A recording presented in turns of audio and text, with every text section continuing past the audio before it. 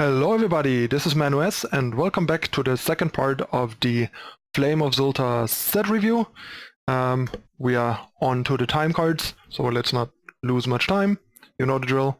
Hit the subscribe button down below to not miss out on future content, and drop a like if you enjoyed the series. And now on to the time cards. Alright, so first off we have the time emblem of Grodov. The emblem is actually quite a bit better than I initially thought. The 2/2 Exalted you get is quite strong, especially with some synergies, like if you have ways with Inspire to give it abilities, like for example Temple Jihan giving it flying, then suddenly you have a 2/2 flyer that if it dies gives your best like non-flying unit flying in addition to the +2/+2, for example. It also has really nice synergy with Killer.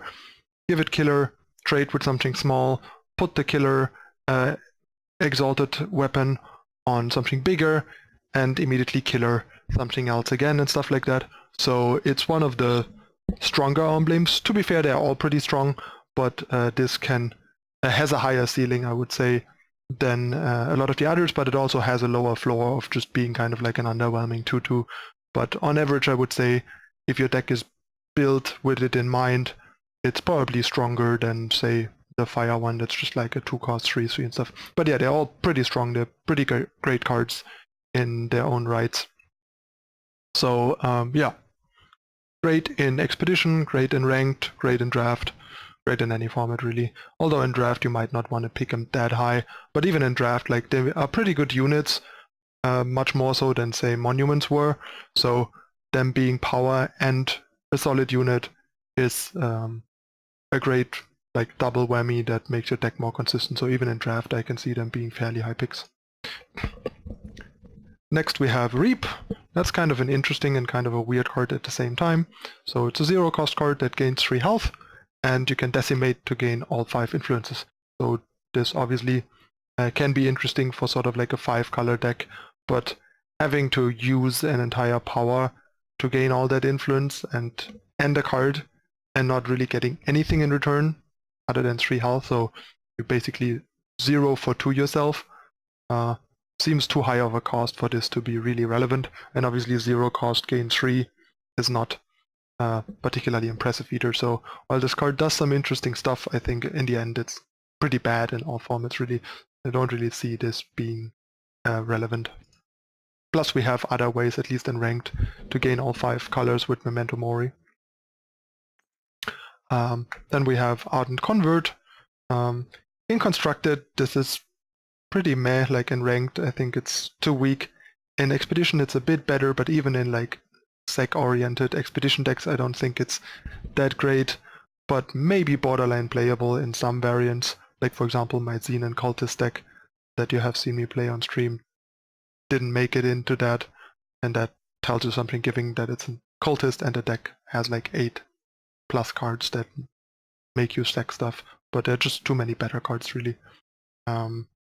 So yeah, in Limited, a bit better, but I mean 1-cost 1/1s are not very good in Limited, and the Exalted is kind of low impact, so even there I wouldn't be too excited to have it in my deck.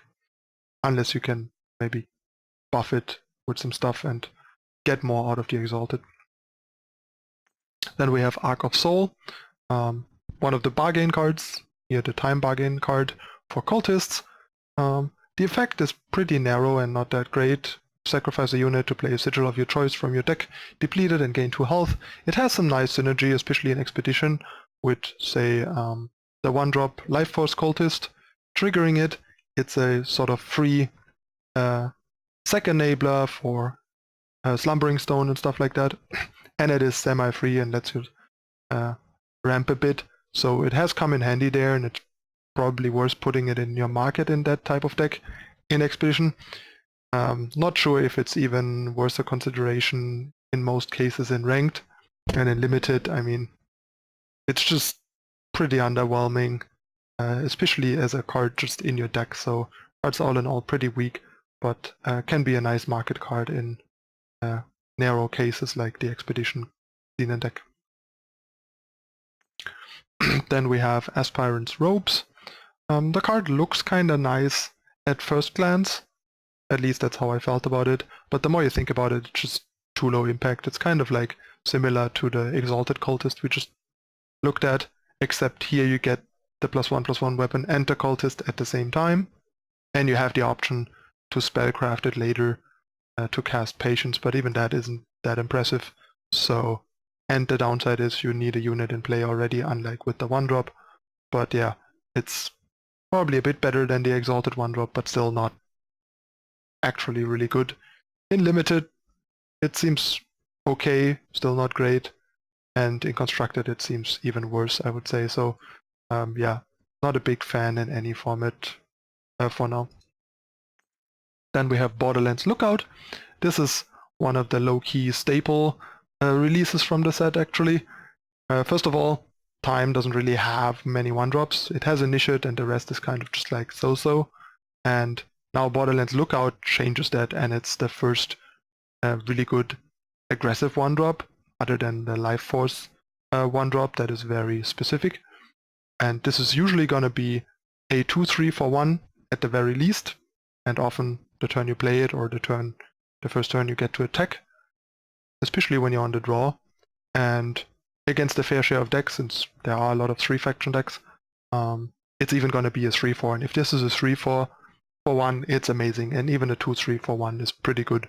So this will have a fairly huge impact in ranked and in expedition, and is a very solid or like above average unit in limited, even since a 2-cost 2/3 is a very decent 2-drop in limited, and having that as a 1-drop that can potentially even be a 3/4 is even better. So very nice pickup for a limited deck even. Then we have Metal. Just a fast spell, give one of your units invulnerable to damage this turn. A bit low impact, maybe it's worthwhile considering it in sort of like a just straight up Combre Alessi deck, because it's a cheap spell that helps you protect your key units against certain things, but only against certain things. But other than that, I don't think the card is particularly playable. In Limited, maybe it's okay to have like one as a cheap trick, but tricks that don't change the outcome of a trade.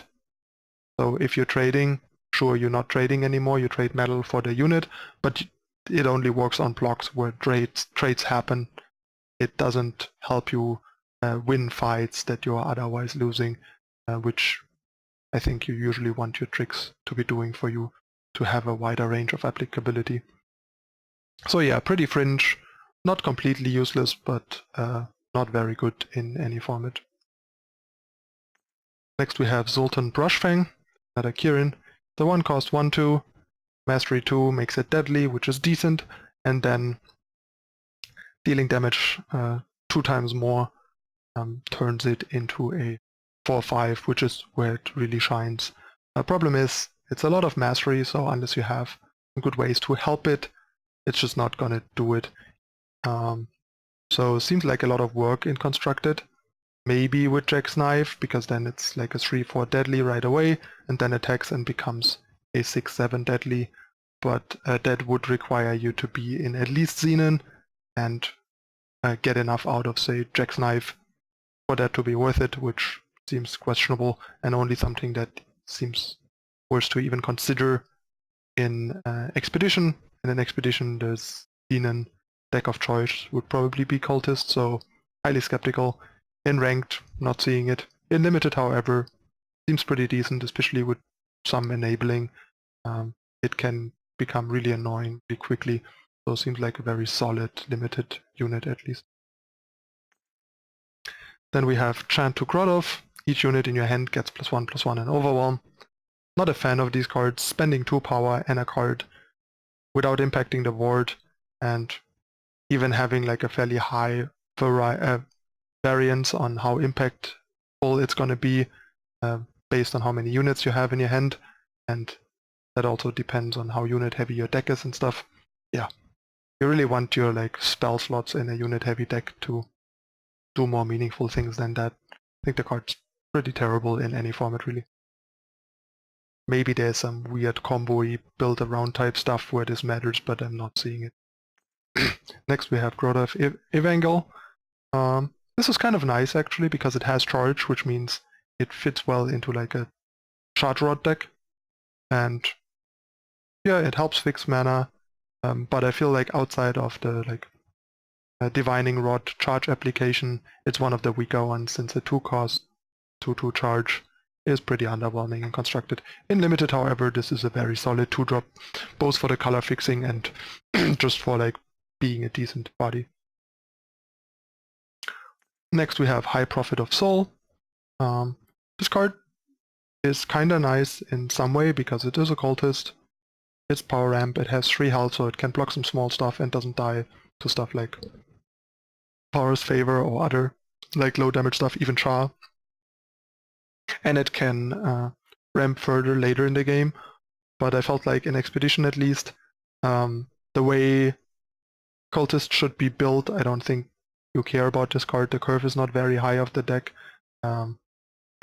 which makes the unit kind of low impact. You have a lot of 3s that you want to use, so not a big fan there.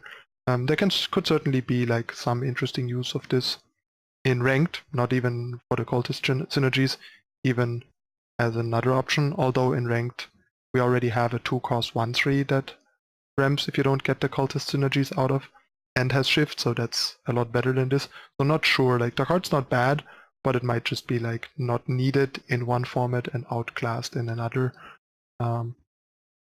since I feel like a lot of other time decks in Expedition rather want to run Trailmaker because it can actually attack, which might matter in more proactive decks.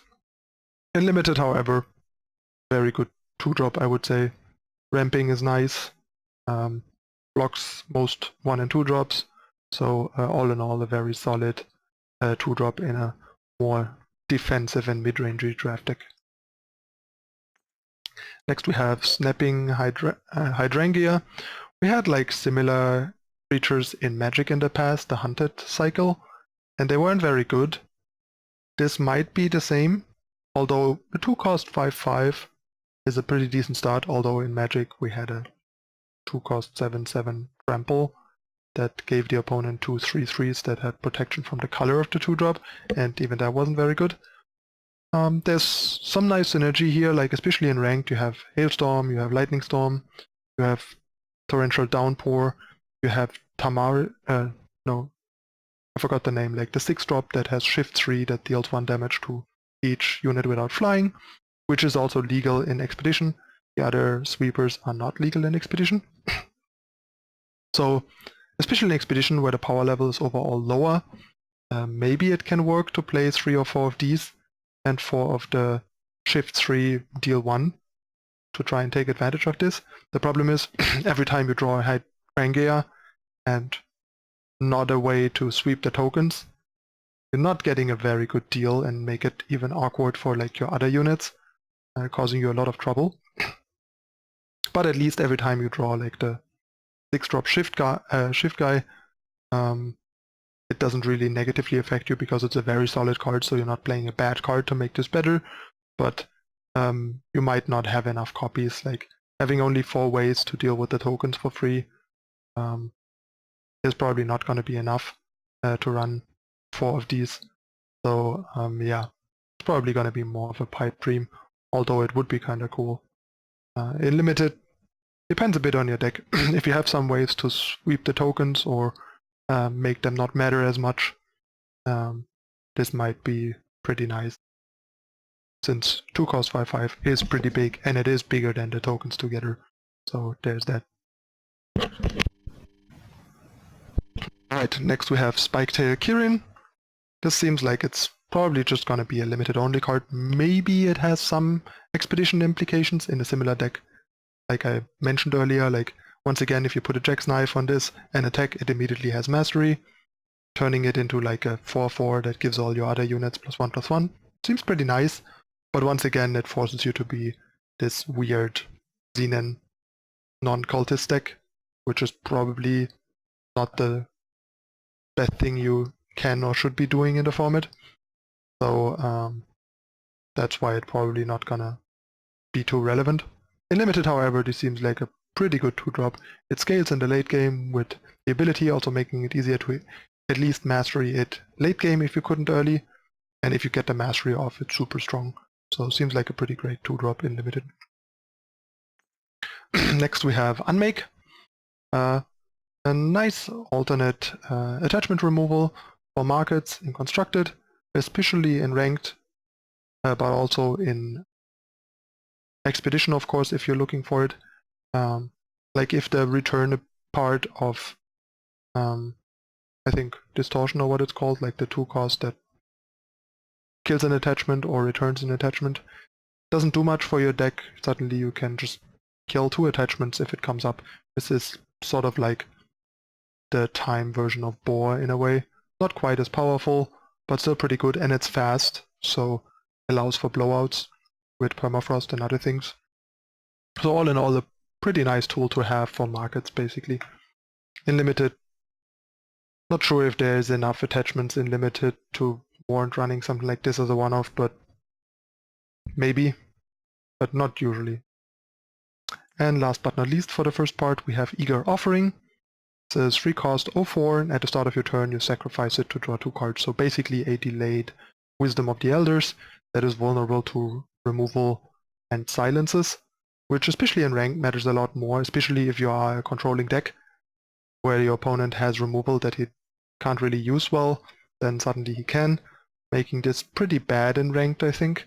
But in Expedition it's much more interesting. There's much less removal, especially a lot of decks don't have a lot of removal to deal with this, and the options they have are often fairly expensive and also valuable for them to deal with stuff.